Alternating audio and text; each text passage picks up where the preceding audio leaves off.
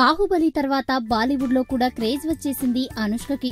ఇక తెలుగు, తమిళ్లో అనుష్కకి ఉన్న క్రేజ్ తెలిసిందే.